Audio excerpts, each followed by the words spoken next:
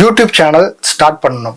அது மூலயமா நிறைய பணம் சம்பாதிக்கணும். யாரோ ஒருத்தங்களுக்கு போய் நம்ம வேலை செஞ்சு அடிமையாகிறதுக்கு பதிலாக யூடியூப் சேனல் ஸ்டார்ட் பண்ணி எனக்கு பிடிச்ச மாதிரி என்னோட லைஃப்பை மாற்றிக்கணும் அப்படின்ற எண்ணம் இன்னைக்கு நிறைய பேருக்கு வந்திருக்கு.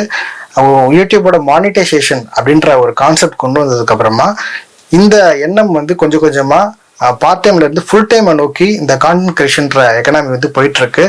யூடியூப் சேனல் ஸ்டார்ட் பண்ணிட்டோம்னா யூடியூப்பை பொறுத்த வரைக்கும் நமக்குன்னு ஒரு நீச்சை சூஸ் பண்ணிட்டு அதுக்கேற்ற மாதிரி வீடியோஸ் பண்ணோம்னா நமக்கு மானிட்டைஸ் பண்ணிடலாம்.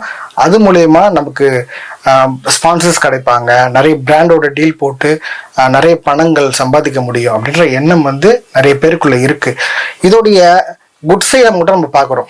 இதுக்கு பின்னாடி ஒரு டார்க் சைடும் இருக்கு இல்லையா, அதையும் நம்ம பார்க்க வேண்டியிருக்குல்ல. இந்தியாவில் மட்டும் ஒரு 10 கோடி சேனல் இருக்கு. அந்த 10 கோடி சேனல்ல 12 லட்சம் சேனல் மட்டும் தான் மானிட்டைஸ் ஆயிருக்கு. கிட்டத்தட்ட கணக்குப்படி பார்த்தோம்னா 1% கூட மானிட்டைஸ் ஆகல. அவ்வளோ சேனல் சும்மா ஒரு கான்டென்ட் போஸ்ட் பண்ணிட்டு இருக்காங்க. சரி, இதுல மானிட்டைஸ் ஆன சேனல் 12 லட்சம். அதுல எவ்வளவு பேர் மீனிங்ஃபுல் ஏர்னிங் சம்பாதிக்கிறாங்க? ஒரு சொல்லக்கூடிய அளவுக்கு சம்பளம் வரணும்ல ஒரு சேனல் தொடங்கணும்னா. அது மாதிரி யார் சம்பாதிக்கிறாங்க அப்படின்னு பார்த்தோன்னா 8 to 10% தான் அப்படி சம்பாதிக்கிறாங்க. அதாவது 12 லட்சத்துல ஒரு 4 to 6 லட்சம் பேர் ஓரளவுக்கு சம்பாதிக்கிறோம்னு சொல்ற அளவுக்கு சம்பாதிக்கிறாங்க. மிச்ச பேர் 18,000க்கு கீழே தான் அவங்களோட ரெவன்யூ இருக்கு.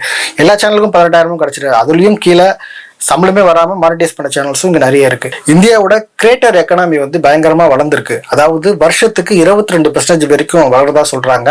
இந்த லாஸ்ட் 2 years மட்டுமே யூடியூப் இந்தியாவுக்கு இந்தியன் கிரியேட்டர்ஸ்க்கு எவ்வளவு பே பண்ணிருக்காங்க அப்படின்னா 21,000 கோடி பே பண்ணிருக்காங்க. ஸோ இந்த அளவுக்கு ஒரு லார்ஜஸ்ட் இன்கம் ஒரு எக்கனாமி கிரியேட் பண்ண ஒரு இண்டஸ்ட்ரியில எப்படி இவ்வளவு பேரு ஃபெயிலியர் ஆகிறாங்க அப்படின்றத நம்ம தெரிஞ்சுக்கணும் இல்லையா.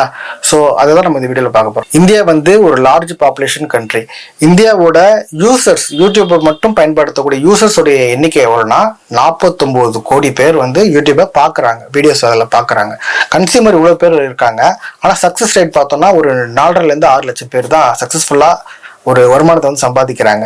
அப்போ இதுக்கு பின்னாடி இருக்க டார்க் சைடு என்னன்றதை நம்ம தெரிஞ்சுக்கணும் இல்லையா. அப்போதான் நாளைக்கு நம்ம ஒரு யூடியூப்புக்குள்ள வரோம், இல்லை நம்ம இதை ஃபுல் டைமா எடுத்து பண்றோம் அப்படின்னா அது ஒரு சக்சஸ்ஃபுல்லா நம்ம கொண்டு போகணும் அப்படின்னா சில விஷயங்கள் நம்ம இதில் தெரிஞ்சுக்க வேண்டிய தேவை இருக்கு.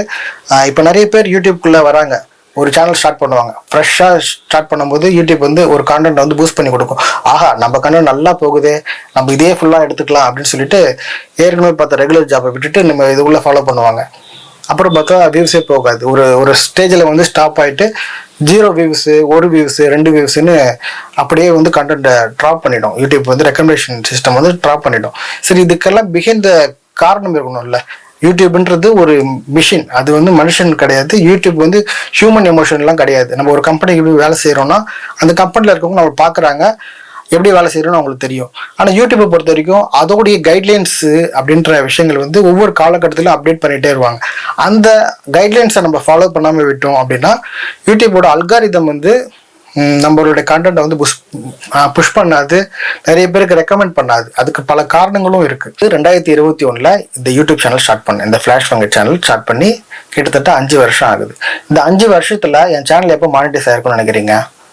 2 மாசத்துக்கு முன்னாடி தான் என் சேனல் மானிட்டைஸ் ஆயிடுச்சு. இது வரைக்கும் யூடியூப்ல எனக்கு ஒரு வருமானமும் கிடைச்சதில்லை. கிட்டத்தட்ட 400+ கண்டென்ட் நான் போஸ்ட் பண்ணியிருக்கேன். ஆனால் எனக்கு இன்கம் எதுவுமே வரல. அதுக்கு காரணம் என்னன்னா என்னோட இன்கன்சிஸ்டன்சி.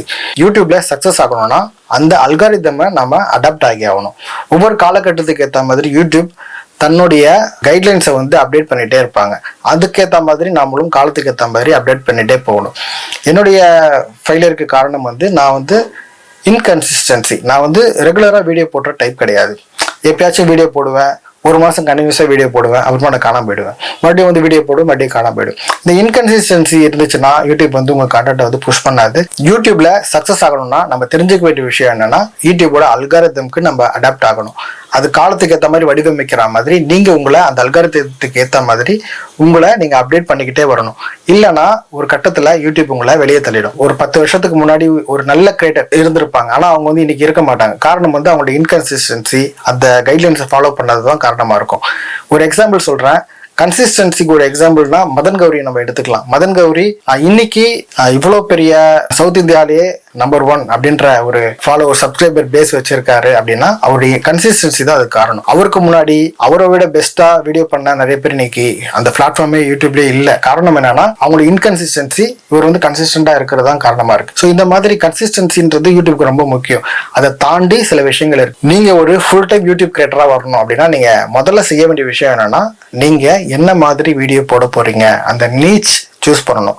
நீங்க வந்து டிராவல் விளாகரா ஆகணும் அப்படின்னு ஆசைப்பட்டீங்கன்னா டிராவல் விளாக் சம்பந்தப்பட்ட வீடியோக்கள் மட்டுமே நீங்க போஸ்ட் பண்ணணும். பிசினஸை பத்தி நல்லா தெரியும் உங்களுக்கு அப்படின்னா பிசினஸ் சம்பந்தப்பட்ட வீடியோக்கள் போடலாம். உங்க பர்சனல் பிசினஸ் வந்து அதை ப்ரமோட் பண்ணணும்னு நினைச்சீங்கன்னா அது சம்பந்தப்பட்ட வீடியோக்கள் போடலாம். எனக்கு வந்து நியூஸ்ல வந்து நிறைய நாலேஜ் இருக்கு, இல்ல எனக்கு இந்த கட்சி மேல அபிமானம் இருக்கு, அதனால அந்த கட்சி சார்பா நான் வந்து வீடியோஸ் போடணும்னு நினைக்கிறேன், எனக்கு வந்து ஒரு ஜேர்னலிஸ்டோட பார்வையில இருந்து வீடியோ பண்ணணும்னு நினைக்கிறேன், எனக்கு இருக்க செய்திகளை கிரைம் ஸ்டோரிஸை பத்தி பேசணும்னு நினைக்கிறேன், எனக்கு வந்து பழங்கால விஷயங்கள்லாம் எனக்கு ரொம்ப பிடிக்கும் அதனால அதை பண்ணணும்னு நினைக்கிறேன், எனக்கு ட்ரெடிஷ்னலான விஷயங்கள் பிடிக்கும், அதை பத்தி கோவில் சம்பந்தப்பட்ட விஷயங்கள் எல்லாமே நான் பேசணும்னு நினைக்கிறேன், ஸ்டோரி சொல்றதுல எனக்கு நிறைய நாலேஜ் இருக்கு நான் அதை பண்ணணும்னு நினைக்கிறேன், உங்களுக்கு ஃபுட் விளாகிங் பிடிக்கலாம், டெக் வீடியோஸ் பண்றதுக்கு பிடிக்கலாம், உங்களுக்கு மோட்டிவேஷனலா பேச தெரியும், நல்லா பேச தெரியும்னா அதை பத்தி பேசலாம் அப்படின்னு யூடியூப் வந்து உங்களுக்கு நிறைய வைடர் ஆப்பர்ச்சுனிட்டிஸ் வச்சிருக்கு. ஆனா அதுல என்ன விஷயம்னா நீங்க ஃபுட் விளாகிங் பிடிக்கும்னு ஃபுட் விளாகிங்ல நீங்க வீடியோ போட்டுட்டே இருக்கும்போது திடீர்னு நீங்க அப்படியே அதுக்கு சம்மந்தமே இல்லாம ஆப்போசிட்ல பொலிட்டிக்கல் கண்டென்ட்குள்ள வந்தீங்கன்னா இங்கதான் உங்களுடைய அல்காரிதம் அடி வாங்கும். யூடியூபோட அல்காரிதம் ரெக்கமெண்டேஷன் சிஸ்டம் எப்படி ஒர்க் ஆகும் அப்படின்னா நீங்க ரொம்ப நாளா ஃபுட் விளாக் பண்ணிட்டே இருக்கீங்க,